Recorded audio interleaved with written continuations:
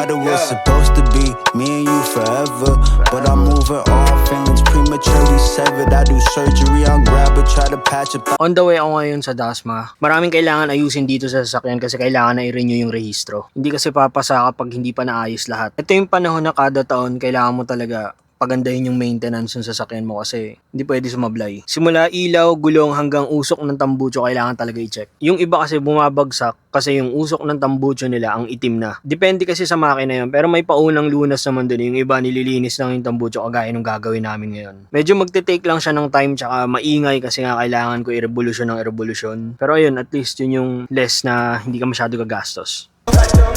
Oh, I can disregard it like a sign of social distance, but the space is very. Sana sa mga gas company, ibaba nyo na talaga. Kapag consistent and tama na yung supply ng gas dito sa Pilipinas, sana ibaba ng mga gas company kung paano yung presyo before. Sige na dahil sa demand, kahit dagdagan nyo na kahit 10 piso, but at least malapit man lang dun. Yung 90 pesos, ang sakit pa rin sa bulsa. Umaaray talaga kaming mga nasa average or below average na pamumuhay lang. Nakakabwisit kasi dyan yung gera. Ginawa pang negosyo. Philippines talaga. 5 minutes lang po sa alaw. Yan lang po. Dagdagan pa yung barya. Ito yung tanong ko simula last year hanggang ngayon. Bakit hindi pa rin nilalakihan ni Jollibee yung chicken nila? Yung McDo, ang laki na nung chicken nila. Hindi lang basta yung binawi sa coating. Talagang legit na malaki. Pero itong sa Jollibee, ewan ko, pang Pilipinas kasi kaya kinukurap pati chicken eh. Ganun kalala tumira dito sa Pilipinas. Part of me just still wants none of it. Nah, give me all of it. Yet still reject what they keep offering low. Ito ewan ko lang kung napapansin nyo.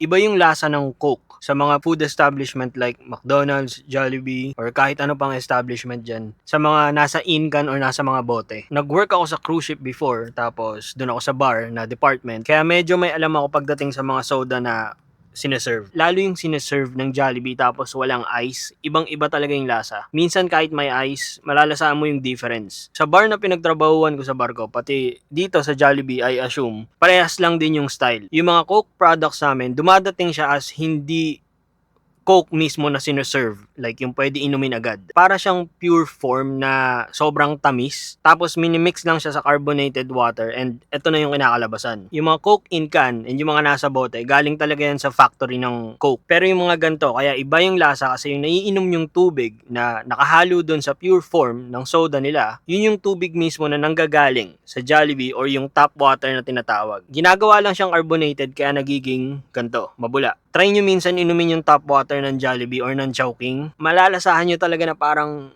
galing somewhere na hindi maintindihan. So yun. Wala lang. Gusto ko lang magmagaling. Gusto ko lang magmarunong. Hindi ko sinasabing madumi yung sineserve nilang soda. Pero at least kasi dun sa barko, yung sineserve namin na soda, kahalong carbonated water, dumaan siya sa USPH inspection. Like United States Public Health Inspection. So legit. Pero dito sa Pilipinas, ewan ko na lang. Hindi ko sinisiraan yan ha. Baka sabihin nyo, sinisiraan ko sila. Wala lang talaga akong choice kaya ininom ko.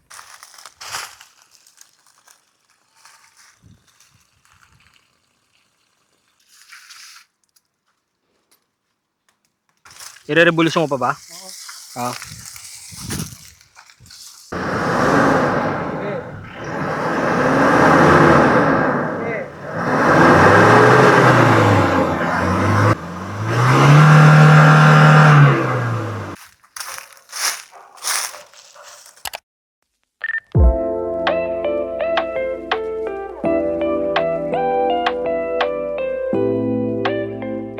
Sometimes you will have this kind of feeling na pairamdam mo na left behind ka pagdating sa life and achievements. Ewan ko, pero parang ang weird lang ng ganun pairamdam and I can't deny, minsan nakakaramdam din talaga ako ng ganun. Lalo na kapag nakukumpara mo yung sarili mo sa mga ka-age mo or mga ka-batch mo noon sa school. Tapos sila makikita mo successful na, meron ng ganto, meron ng ganyan, mga material na bagay or wala. Basta yung achievement, pagdating sa achievement.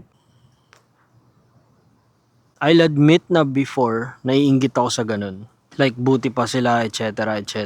Pero habang tumatanda din talaga ako, nare-realize ko na hindi mo dapat ikumpara yung journey or yung life na meron ka sa ibang tao. Kasi may mga times na hindi mo rin alam yung ibang tao dyan na kinakainggitan mo. Sa side naman nila, parang sila naman yung naiinggit sa'yo. Yung word na naiinggit na lang yung naiisip ko gamitin dito sa sitwasyon na to. Hindi kailangan and hindi mo dapat ikumpara yung journey and yung life na meron ka sa iba kasi isipin mo lang din na 5 or 10 years ago, yung life na meron ka ngayon, yun yung parang inaasam-asam mo din eh. Halimbawa na lang din sa akin, 10 years ago, hindi ko na-imagine na magiging independent ako, like may sariling bahay, may sariling trabaho. Iniisip ko lang na sana someday magkaroon ako ng trabaho and sariling bahay. 10 years ago, nagtatrabaho pa ako nun sa barko and naiisip ko na sana magkaroon na lang ako ng trabaho na land-based na hindi na kailangan lumayo sa family. Yun lang yung gusto kong mangyari nun. Magkaroon ng trabaho at least dito na sa Pilipinas tapos sariling bahay. Pakiramdam ko noon, nung mga panahon na yun, na kapag meron na ako nun,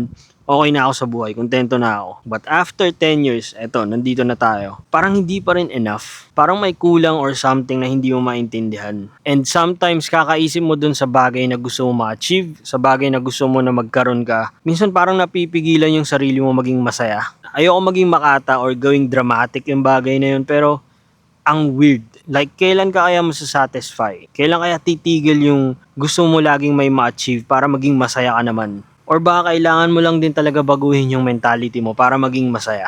Sobrang weird.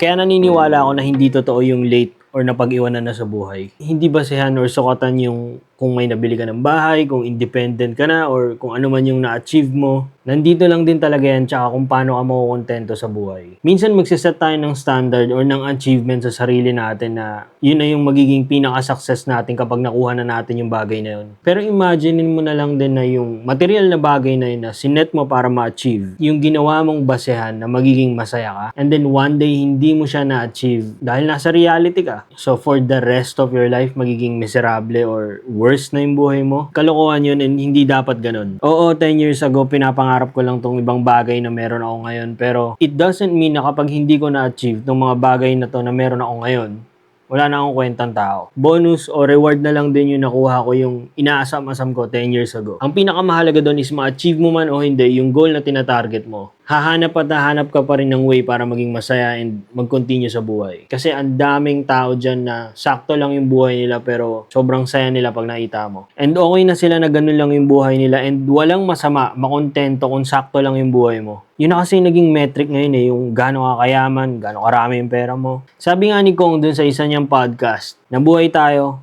para hindi makontento. And that's all for me guys. Thank you again for listening sa mga rant. Give me a thumbs up, hit subscribe, and see you again next time. Peace!